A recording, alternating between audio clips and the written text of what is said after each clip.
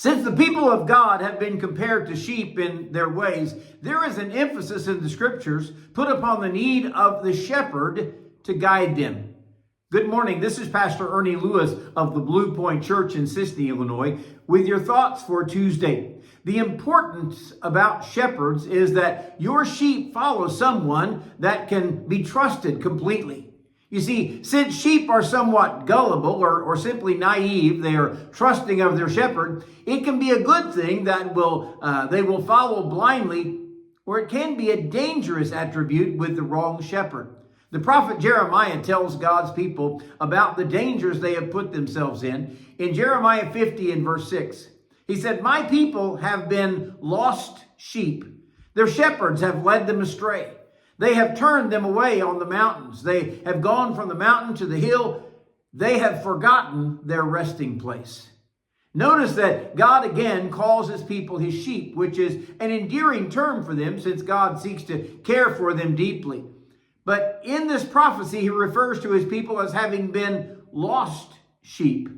It is so easy to become distracted as a sheep or to follow the wrong leader when you're seeking any kind of direction.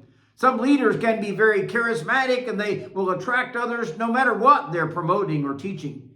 We often see, even among God's people, those who lead folks astray. Mark 13:22, Jesus said, "False Christs and false prophets will arise and show signs and wonders to deceive, if possible, even the very elect." His warnings ring so loud today and so true in the days that we live in. Jeremiah says their shepherds have led them astray. So these people of God have chosen leaders who are not following God's leadership. Matter of fact, they're misleading his people away from God. Notice the dangerous territory that they're now in. They have turned them away on the mountains. You see, sheep need those lower grounds in order to graze where the grass is lush and green, not on a mountain.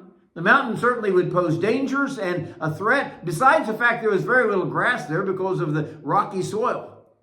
Everything about this prophecy tells us that God's people were not diligently seeking his leadership, but they were duped by false teachers. They were being led as lambs to the slaughter.